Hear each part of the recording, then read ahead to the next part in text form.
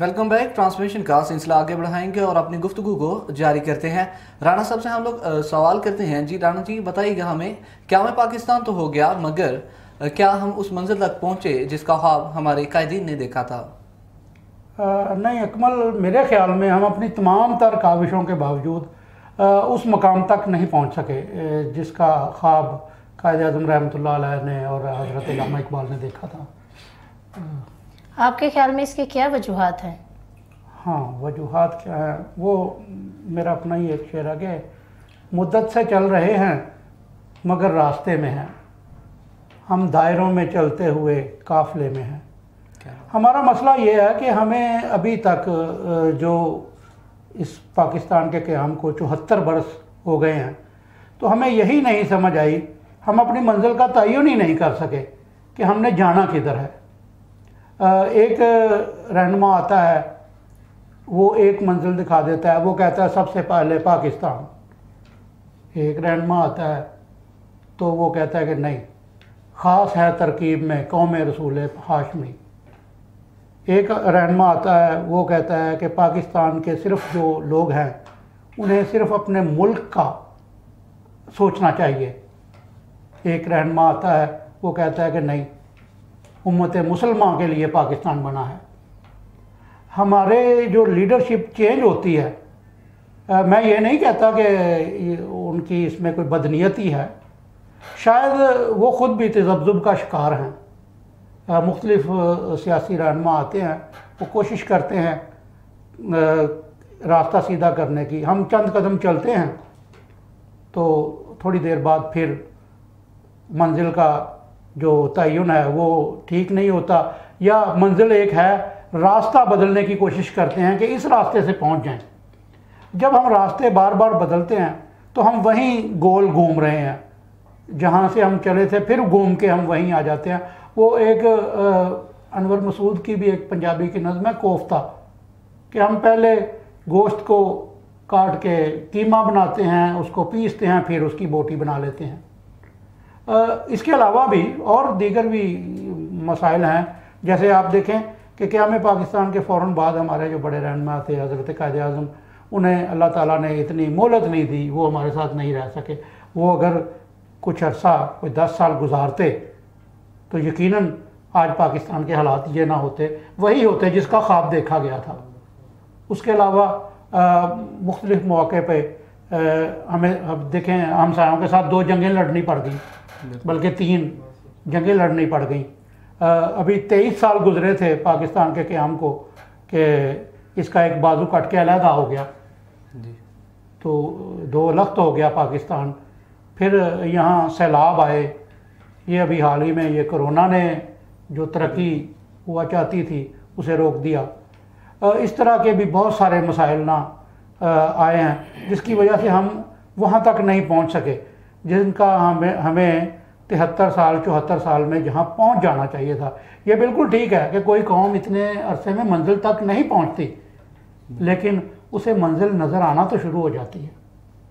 हमारा मसला ये है कि हम एक मंजिल का जो तयन कर दिया था हमारे रहनुमाओं ने, हम अभी तक वो रास्ता नहीं ढूंढ सके कि किस रास्ते से हमने वहाँ पहुँचना है। तो इस तरह के हालात हैं। बहरहाल उसे क्या कहते हैं कि मायूसी नहीं होनी चाहिए, वक्त लगेगा। कौमों की ज़िंदगियों में 72-74 साल कोई ज़्यादा भी नहीं है, वक्त लगेगा। हम आखिर एक दिन ये मंजिल पा लेंगे। जी ज़रूर। जी नाज़रीन, जैसे आपने सुना, राणा अनवर साहब हमारे साथ गुफ्तगू कर रहे थे। यहाँ पर जैसे हम लोग खबरों को शामिल करते जा रहे हैं, यहाँ पर एक और खबर शामिल करेंगे काजी अहमद से, जहाँ चेयरमैन नौजवान इत्तेहाद रुहेल ने कहा कि 23 मार्च हमारी मिली तारीख का अजीम दिन है। 23 मार्च हमारी कौमी तारीख का वो सुनहरा दिन है जब बरसगीर पाक व हिंद के मुसलमानों ने हिंद अक्सरियत के जुल्म जबर और गुलामी की जंजीरों से छुटकारा हासिल करने के लिए एक आज़ाद और खुद मुख्तियार मुस्लिम रियासत के क़याम का फैसला किया। इस रोज़ कायद आज़म की क़यादत में मुतहद्दा हिंदुस्तान के मुसलमानों ने अपनी तहजीब व तमद्दुन के तहफ़्फ़ुज़, अपनी बका और समाजी माशी तरक्की के लिए इस बेमिसाल जस्तजू का आगाज किया, जिसके नतीजे में दुनिया के नक्शे पर एक आज़ाद खुद मुख्तार मुस्लिम रियासत मार्ज़े वजूद में आई। 23 मार्च का दिन हर साल अहले पाकिस्तान को इस जज्बे की याद दिलाता है जो क़याम पाकिस्तान के बाइस बना। क़याम पाकिस्तान का मकसद इस्लाम की सरबुलंदी कायम करना है। अब हम इफ्तिखार अहमद साहब से नज़म सुनते हैं।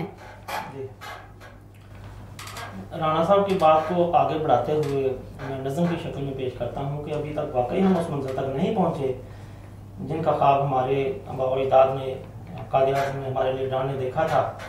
अब उन्होंने तो वापस आना नहीं है, हमने अपनी हालत को खुद ही सुधारना है और अपने आप को खुद ही ठीक करना है। इसी वाले से एक नज़म पेश है।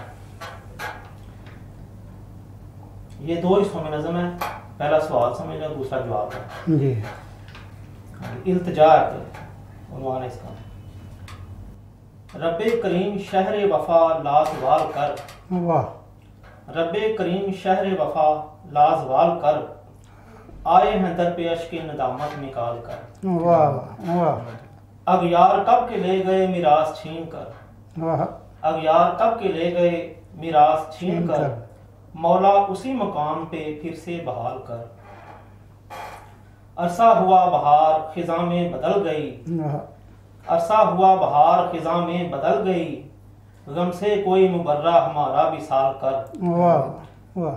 मयार पर उतर न सके कर मुआफ तू, लर्जा है ये वजूद तू मंदा नहाल कर। दुनिया से पीछे रह के है महरूम इस कदर, दुनिया से पीछे रह के है महरूम इस कदर, एक बार फिर से इसको तू गुदड़ी का लाल कर। वाह वाह वाह।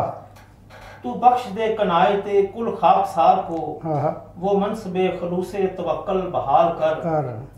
रख सर पे हाथ कुदरतों का ए रहीम तू, अब कामयाब हमको रब्बे जुल जलाल कर। वाह वाह। बहुत अच्छी दुआ, बहुत अच्छी दुआ।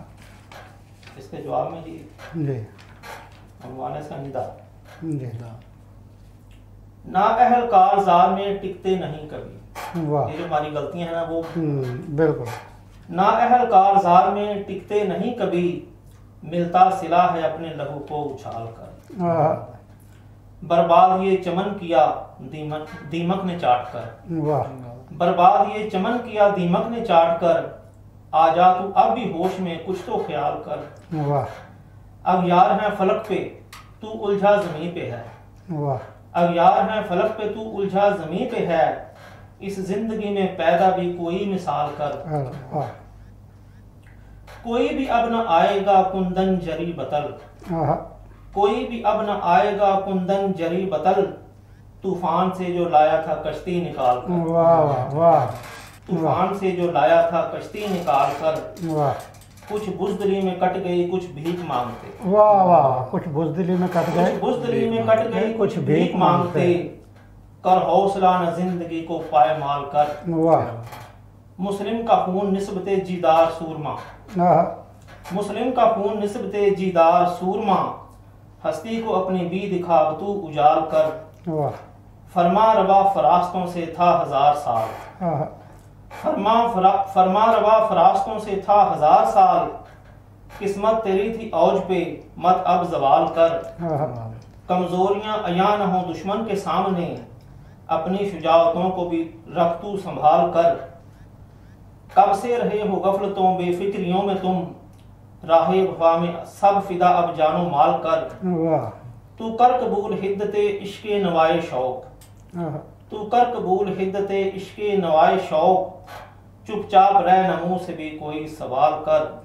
सब दर्द मिट ही जाएंगे कर रब की बंदगी, सब दर्द मिट ही जाएंगे कर रब की बंदगी, इश्के रसूल पाक में फिर बाल बाल कर। बहुत खूबसूरत जी। तो नाजरीन, इफ्तिखार अहमद साहब बहुत ही खूबसूरत नज़म हमें सुना रहे थे यहाँ पर। तो इसी तरीके से हम लोग एक और खबर यहाँ पे शामिल करेंगे। 23 मार्च करारदाद पाकिस्तान के हवाले से मारूफ शायर इनामुल्लाह इनाम साहब ने RNN से हुसूसी गुफ्तगू की। मज़ीद जानते हैं अपने नुमाइंदे इस्लाम सुल्तानी से। जी इस्लाम, आगाह कीजिएगा, क्या तफसीलात हैं आपके पास इस हवाले से? जी बिल्कुल, मेरे साथ जो है वो बहुत ही खूबसूरत शायर हैं जिनका तारफ इनामुल्लाह इनाम साहब है। मेरे हाथ में आप किताब देख रहे हैं चाहत के फूल, ऐसी और भी काफ़ी किताबें लिख चुके हैं। आज 23 मार्च के हवाले से जो अपने नाजरीन से गुफ्तगू करेंगे। अस्सलाम वालेकुम जी। वालेकुम सलाम। सर, आप 23 मार्च के हवाले से हमारे नाजरीन से क्या गुफ्तगू करेंगे? हाँ जी, आज 23 मार्च के हवाले से मैं ये कहना चाहूँगा कि 23 मार्च 1940 को हमारे बड़ों ने इकबाल पार्क में बैठकर एक अहद किया था, एक ख्वाब देखा था अल्लामा इकबाल ने कि हमारा एक आज़ाद वतन होना चाहिए, हमें आज़ादी मिलनी चाहिए ताकि हम आज़ादी के साथ अपनी ज़िंदगी गुजार सकें। तो मैं यही कहूँगा कि हमारी जो नई नस्ल है वो अपने वतन की हिफाजत करें, वतन से मोहब्बत करें। अल्लामा इकबाल का वो शेर है, पवस्ता रह शजर से उम्मीद बहार रख, आपस में इत्फाक से रहना चाहिए, अपने मुल्क से मोहब्बत करनी चाहिए ताकि हमारा मुल्क जो है तरक्की करे। जी, जैसा कि इनामुल्लाह इनाम साहब की गुफ्तगू आपने सुनी, 23 मार्च करारदाद पाकिस्तान के हवाले से उनका यही कहना था कि हमारे मुल्क पाकिस्तान को सलामत अल्लाह ताला रखे और अपनी आवाम को जो है वो अपने साथ मोहब्बत रखनी चाहिए। जी बहुत शुक्रिया इस्लाम सुल्तानी हमें तफसीलात से अपडेट करने का। जी तो नाजरीन, हमारे प्रोग्राम का वक्त क्योंकि ख़त्म होने वाला है तो हम लोग राणा अनवर साहब से आज की नौजवान नस्ल के लिए एक मैसेज लेना चाहते हैं। जी राणा साहब, आप बताइएगा आज की नौजवान नस्ल के लिए आप क्या पैगाम देना चाहते हैं इस दिन के हवाले से? वो यूँ है कि हमारे नौजवानों को ये सोचना चाहिए कि अंग्रेज़ की ग़ुलामी से तो हमने 70 साल 75 साल पहले आज़ादी ले ली। अब ये जो साम्राज्य की ग़ुलामी है हमें इससे निकलना है। इसके लिए हमें अपना ख़ुद का जो मोराल है उसे बुलंद करना है। वो मैं अपने एक शेर के हवाले से बताऊंगा कि हम वक्त के मेहमान हैं, हम आप संवारें तो संवर जाएगी दुनिया। हम आप संवारें तो संवर जाएगी दुनिया। हम वक्त के मेहमान हैं, मजदूर नहीं हैं। खुद को मजदूर नहीं मेहमान बनाएं।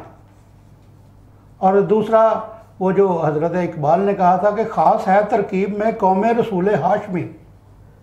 हम एक ख़ास कौम हैं, ये अपने ज़हन में रखें कि हम ग़ुलाम नहीं हैं, हम एक ख़ास कौम हैं। हमारा एक वक़ार है। हमारे अजदाद ने क्या किया, हमें उनकी बताई हुई रास्तों पे चलना है। आज़ादी के लिए क्या कुछ उन्होंने कुर्बानियाँ दी, तो इस आज़ादी को बहाल रखना है। हमने ये नहीं करना कि सारी उम्र हमने मुख्तलिफ़ अक़वाम से भीख मांग के ही गुजारा करना है। हमने ख़ुद, वो कहते हैं ना कि अपनी दुनिया आप पैदा कर, अगर जिंदों में है तो हमें अपनी दुनिया खुद पैदा करनी है। बस यही मेरा नौजवानों को पैगाम है कि मुत्तहिद रहें, अपने दीन के लिए, अपने मुल्क के लिए आप इत्तेहाद कायम रखें और अपने जहन में ये रखें कि हमने खुद अपनी दुनिया पैदा करनी है। हम खुद मेमार बनना है, मज़दूर नहीं बनना। कोशिश जारी रखें, इंशाअल्लाह ताला वक्त दूर नहीं कि हम एक बड़ी कौम बनकर उभरेंगे और दुनिया को लीड करेंगे इंशाअल्लाह। जी तो नाजरीन, जैसा कि आपने सुना कि राणा अनवर साहब बहुत अच्छा एक मैसेज दे रहे थे आज की नौजवान नस्ल को। मैसेज ये था कि मुत्तहिद होकर रहें। मुत्तहिद अगर होंगे तो हम इंशाअल्लाह ज़रूर अपनी ज़िंदगी में कामयाब हो जाएंगे। तो नाजरीन, इसी के साथ आज हमारी खुसूसी ट्रांसमिशन का इख्तिताम होता है। इख्तिताम से पहले मैं अपने गेस्ट का बहुत शुक्रिया अदा करता हूँ, जनाब इफ्तार अहमद साहब और राणा अनवर कंबोज साहब। रग्स, यह पहचान गुजरांवाला की। मैं राना उमर स्टोर की ग्रॉसरी पे आई हुई हूँ। ये एक बहुत ही अच्छा स्टोर है, यहाँ से तमाम ज़रूरत की अशिया मिल जाती हैं और मैं चाहूँगी कि इसकी और भी ब्रांचेज इंक्रीज़ हों। गुजरांवाला के लिए बहुत ही बेहतरीन है। अच्छा है कि सारी चीज़ें जो है एक ही जो है डोर स्टेप में सारी चीज़ें मिल जाती हैं। रेट भी ठीक है, मुनासिब है मार्केट के हिसाब से। तो अच्छा है कि एक जगह, लेकिन एक मज़ीद ब्रांचेज होनी चाहिए। शॉपिंग का मज़ा तो राना उमर के स्टोर से ही आता है, क्योंकि यहाँ पर जो चीज़ों का म्यार है वो पूरे शहर में उस तरह का म्यार हमें नहीं मिलता। यहाँ पे हर चीज़ मिल जाती है और हम आपको भी मशवरा देते हैं कि आप यहाँ पे शॉपिंग के लिए आएँ। 15 सालों से हमारा राना उमर जनरल स्टोर के साथ ताल्लुक़ है और इनकी क्वालिटी और हर चीज़ में हमें सेटिस्फाइड रहते हैं और प्राइस अच्छे हैं इनके। मैं राना उमर की कस्टमर हूँ, मैं हर मंथ यहाँ से ग्रोसरी करती हूँ। बहुत ही अच्छा स्टोर है ये, यानी कि हर चीज़ यहाँ से अवेलेबल हमें होती है। हम जब भी आते हैं राना उमर जनरल स्टोर पर ही आते हैं। मैं दूसरों को भी कहूँगी, सबको कहूँगी कि राना उमर जनरल स्टोर पर ही आएँ, इधर सब कुछ मिल जाता है। ईजी भी रहता है, हमारे करीब है और बहुत अच्छी शॉपिंग है और सबसे बड़ी बात ये हर चीज़ यहाँ रीज़नेबल है। गुज़िश्ता 27 साल से शहरियों के एतमाद ने साबित किया कि हम उनकी तवक्कुआत और ज़रूरतों को बेहतर जानते हैं। यहाँ पर मिलने वाली तमाम अशिया मसलन सब्जी, दालें, चावल, घी, मसाला जात, ड्राई फ्रूट्स, हलवा जात, बेकरी, क्रॉकरी, कॉस्मेटिक्स, अंडरगारमेंट्स, खिलौने, स्टेशनरी, फ्रोजन फूड्स, मशरूबात और दीगर अशिया क्वालिटी और मयार के एतबार से अपना मुनफरद मुकाम रखती हैं और वो भी इंतहाई मुनासिब कीमत के साथ। तो अभी अपने करीबी स्टोर पर विजिट कीजिए। Rana Umar group of services, मयार पर कोई समझौता नहीं।